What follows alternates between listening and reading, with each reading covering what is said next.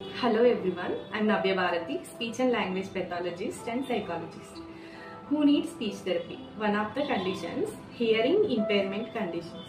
Children lo hearing impairment ki కొన్ని basic causes చూసుకున్నట్లయితే premature అంటే 9 months కన్నా ముందే డెలివరీ అయిన బేబీస్ కి, అలాగే లో బర్త్ వెయిట్ ఉన్న వాళ్ళు, పుట్టిన తర్వాత సివియర్ జాండీస్ లాంటి కండిషన్స్ ఫేస్ చేసిన వాళ్ళు, పుట్టగానే ఏడవకుండా ఉన్న కండిషన్స్ లో ఉన్న పిల్లలు, అలాగే వాళ్ళ ఫ్యామిలీ హిస్టరీలో కన్సాంగ్యునిటీ అనేది ప్రెసెంట్ ఉండడం అంటే పేరెంట్స్ మేనరికం మ్యారేజ్ చేసుకున్న అలాంటి కేసులలో, ఇవే కాకుండా ఫ్యామిలీ హిస్టరీలో ఇంకెవరికైనా సరే హియరింగ్ ఇంపైర్మెంట్ చెవుడు ప్రాబ్లం ఉన్న పిల్లలకు జెనెటికల్ గా ట్రాన్స్ఫర్ అయ్యే ఛాన్స్ ఉంటుంది.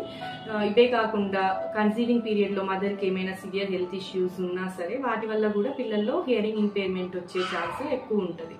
సో దీనికి ట్రీట్మెంట్ ఎర్లీగా ఐడెంటిఫై చేయడం అనేది మెయిన్ ఇంపార్టెంట్. సో నేను బిఫోర్ మెన్షన్ చేసిన కాజెస్ లో ఏవైనా ప్రెసెంట్ ఉన్నట్లయితే వాళ్ళకు మెయిన్ పుట్టగానే హియరింగ్ స్క్రీనింగ్ టెస్ట్లు అనేవి ఉంటాయి. సో అవి చేయించడం అనేది చాలా చాలా ఇంపార్టెంట్. ఎందుకంటే హియరింగ్ ఇంపైర్మెంట్ ఉన్న పిల్లలలో ఇంటెలిజెన్స్ అనేది నార్మల్ ఇంటెలిజెన్స్ ఉంటుంది, కొంతమందికి ఎక్కువ కూడా ఉంటుంది.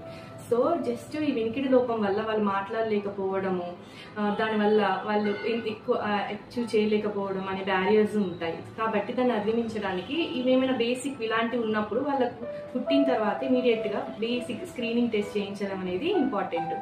సో దీనికి ట్రీట్మెంట్ కాక్లియర్ ఇంప్లాంటేషన్ సర్జరీస్ ఉంటాయి, అలాగే హియరింగ్ ఎయిడ్స్ యూజ్ చేయడము, దీంతో పాటు ఏవిటి auditory verbal therapy, speech and language therapies తీసుకున్నట్లయితే వీళ్ళు కోపప్ అవ్వడానికి, నార్మల్గా లైఫ్ లీడ్ చేయడానికి ఛాన్స్ ఉంటుంది.